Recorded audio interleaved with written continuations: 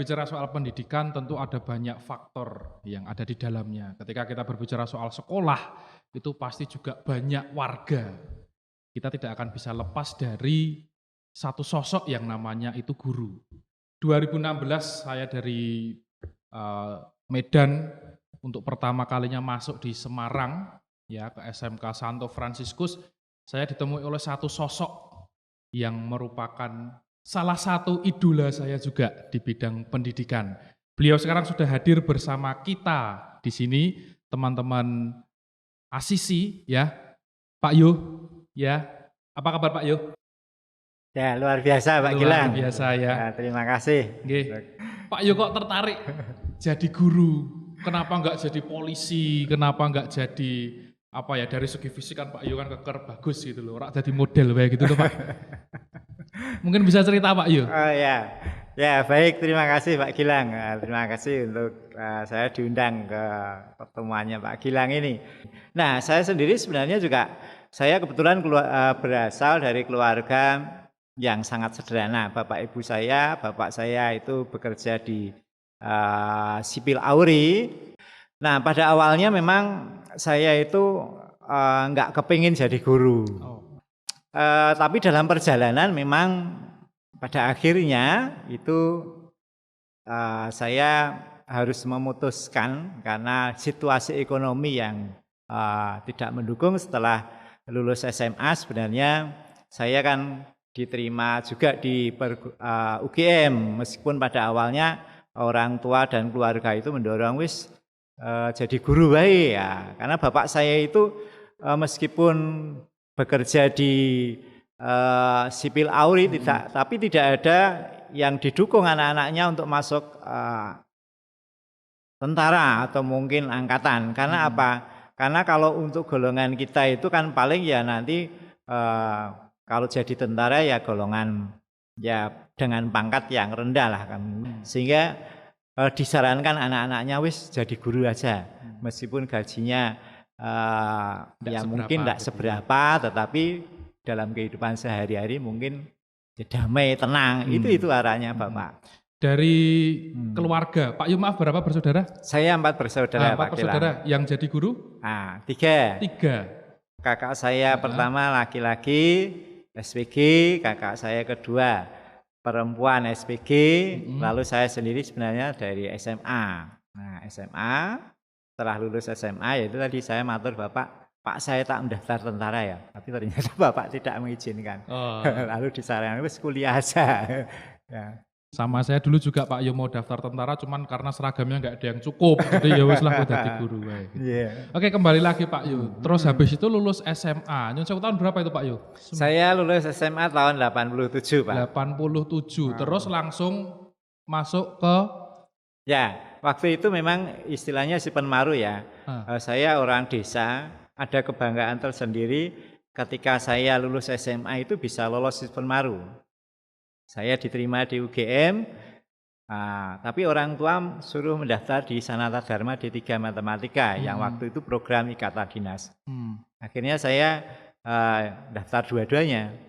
Nah pilihan di UGM, tapi ternyata dalam perjalanan nggak sampai berbulan-bulan akhirnya orang tua dan kemampuan ekonomi tidak mendukung ya balik lagi ke pilihan pertama. Akhirnya saya melanjutkan yang di D3 Matematika Sanata Dharma begitu Pak Gilang. D3 Katolik. Terus ke SMK ini atau sebelumnya? Belum. Belum. Tahun 90 saya melamar di beberapa yayasan Katolik. Kebetulan hampir di Jawa Tengah, Jawa Barat, bahkan di Lampung itu hampir semua dipanggil. Dan pilihan saya itu kok ternyata di SMA Pius Gombong yang jaraknya enggak terlalu jauh. 3 tahun saya di sana, 3 tahun. Terus baru ke 3 tahun di sana, kemudian kebetulan saya punya mantan pacar yang waktu itu jadi tunangan saya, itu diterima di Semarang, di SMA Sedes.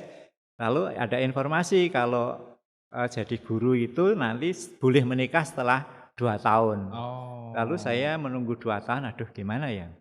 Lalu orang tua, calon mertua saya Pak Petrus Jawa itu, Mas lanjut studi aja dulu. Beliau bilang begini, sesuk nek ana ombak ing jaman itu nek wis S1 itu bakal tenang begitu loh.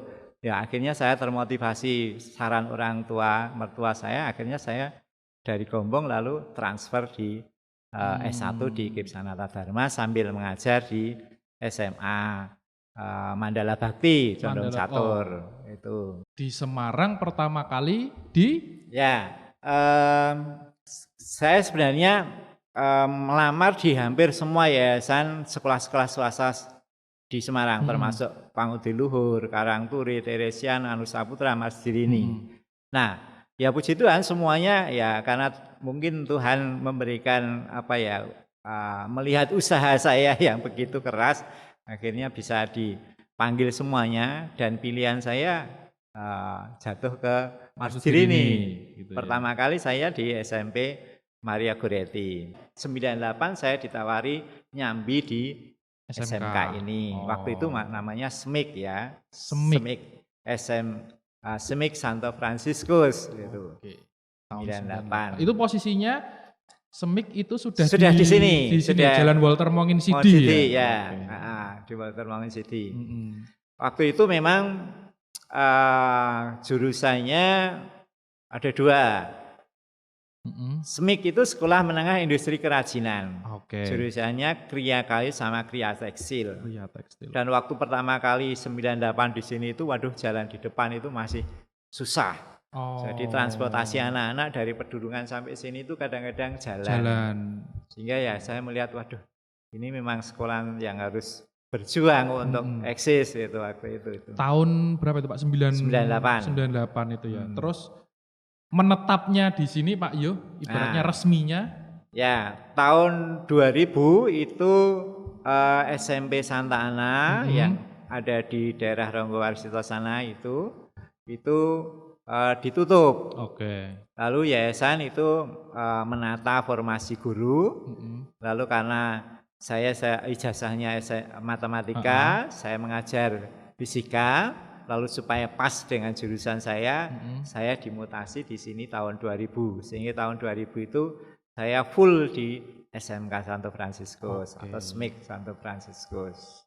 Itu tahun 2000, saya aja belum lahir ya. Saya lahir kalau enggak 2001, 2002, lupa saya. Nah, teman-teman asisi di rumah ya, Pak Iyo ini sekarang menjadi garda terdepannya SMK. Beliau sekarang setelah perjalanan 21 tahun di SMK ini menjadi kepala sekolah sekarang ya. Sejak 2000 kepala sekolah 2019 ya, berarti sudah hampir jalan 2 tahun ya Pak ya. Nah, tahun ketiga ini. Tahun ketiga. Simple, pertanyaan sederhana. Mau dibawa kemana sih Pak? Ya,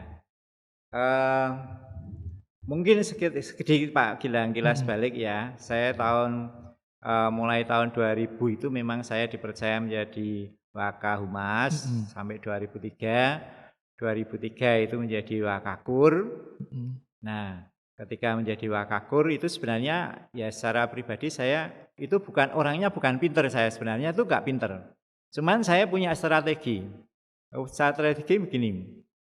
Ketika mulai dari saat saya bekerja, itu saya selalu menyiapkan materi apa yang akan dibawa rapat. Jadi ketika teman-teman rapat itu tidak persiapan, saya persiapan. Sehingga ketika saya ada kesempatan untuk berbicara, saya berbicara sesuai konteks. Sehingga pimpinan atau suster atau siapapun yang jadi pimpinan saya melihat, wah ini Pak Darno itu pinter. Padahal enggak, karena saya persiapan lebih dahulu gitu. Tahun 2006 itu saya diminta bergabung di tim kerja Yayasan Masjirini. Nah, ketika bergabung di tim kerja Yayasan Masjirini ini, saya bertemu dengan suster-suster dan teman-teman dari anggota tim kerja yang sangat luar biasa. Dan salah satu yang momentum yang mungkin membuat saya ada perubahan itu adalah ketika ada rencana membuka buku Kemasjirinian. Nah, disitulah saya diminta dan teman-teman membaca buku tentang Fransiskus maupun Ibu Magdalena Demen. Nah, di situ saya menemukan beberapa spiritualitas yang bisa mengubah hidup saya. Nah, ya akhirnya ya sedikit-sedikit saya bisa berubah. Jadi saya selalu berpedoman kalau nggak salah, mungkin teman-teman juga ini. If you can the best, why not? Jika kita bisa memberikan yang terbaik, kenapa tidak? Pokok ora gitu ya. Itu menjadi semangat saya dalam bekerja. Sehingga ya itu tadi, ya suster memberikan kepercayaan terus 17 tahun jadi Wakasek.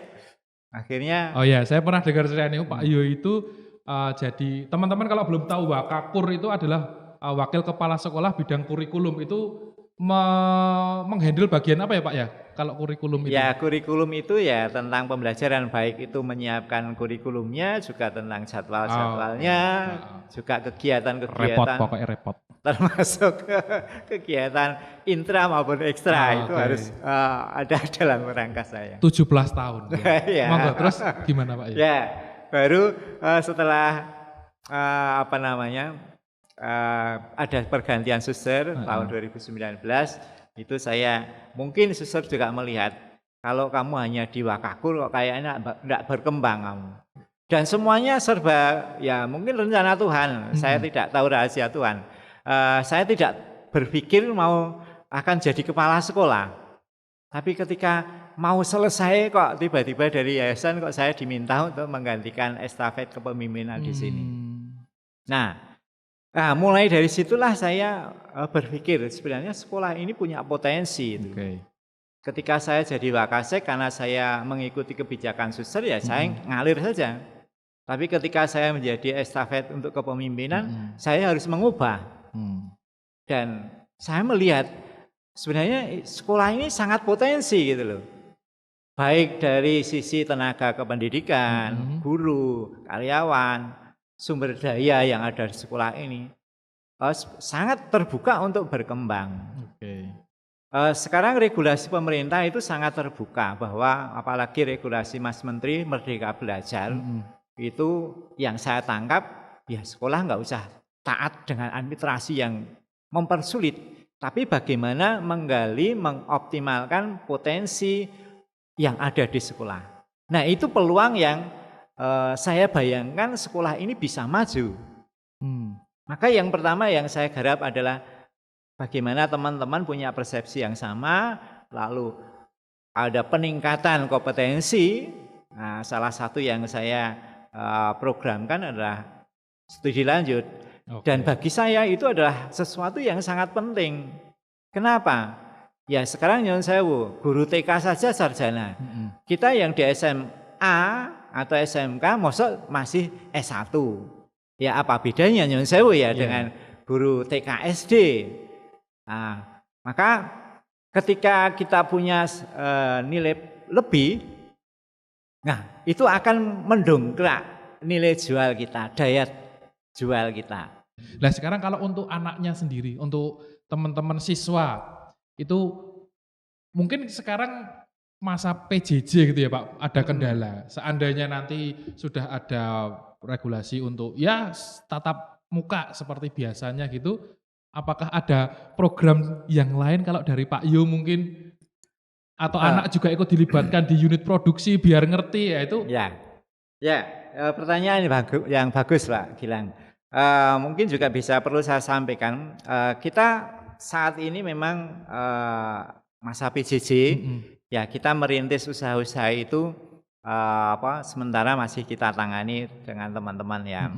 Karena saya melihat itu sebenarnya potensi kita itu luar biasa. Di Marsudi ini aja ada 74 sekolah, 72 sekolah, 2 perguruan tinggi. Kalau kita bisa membangun jejaring, menangkap itu saja, contohnya misalkan untuk tata busana, seragam, itu kita sudah kewalaan order kok. Perawatan mebel, kemudian pengadaan mebel, kemudian juga event-event untuk misalkan wisuda, kemudian dokumentasi, mungkin membuat kartu OSIS dan sebagainya.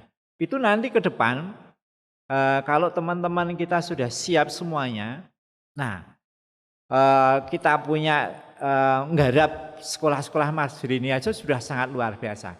Dan itu ke depan nanti teman-teman yang sudah merintis ini tidak sebagai pelaksana, mungkin sebagai manajer usaha itu. Dan yang dilibatkan siapa? Ya salah satunya siswa.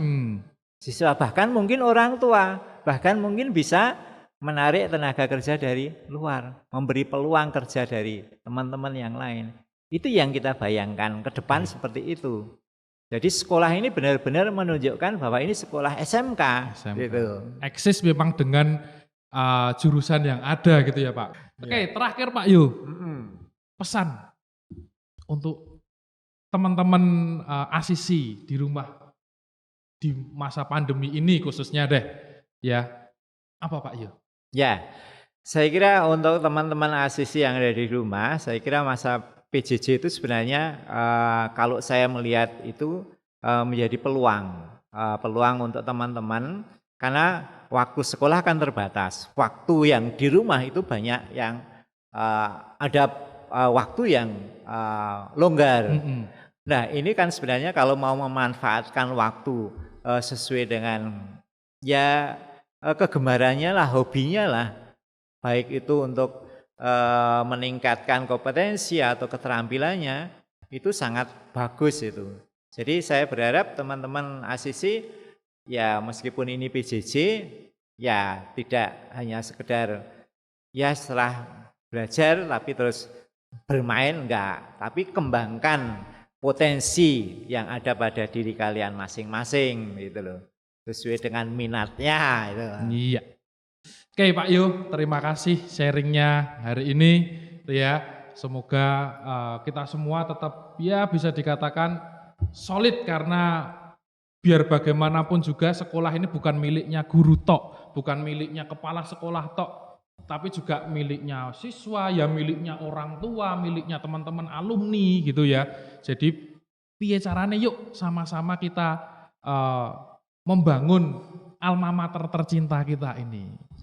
Oke, untuk teman-teman asisi di rumah ada satu kuis ya. Kalau teman-teman tadi menyimak obrolan saya dengan Pak Yu, ada satu quote, ada satu apa ya istilahnya, kalimat yang dikeluarkan, yang dikatakan oleh bapak mertuanya Pak Yu ya. Itu apa? Silahkan teman-teman bisa jawab di kolom komentar ya di YouTube ini, nanti akan ada hadiah dari tim kreatif gitu ya. Oke Pak Yu, sekali lagi terima kasih ya. Oke ya. Sudah bersharing bersama teman-teman juga. Kita akan kembali lagi dengan tayangan-tayangan asisi berikutnya. Untuk berikutnya pokoknya saya tunggu nanti teman-teman ada di sini bersama saya. Kita ngobrol bareng, kita sharing bareng dalam asisi. Acara asik sana sini. Sampai jumpa. Terima kasih.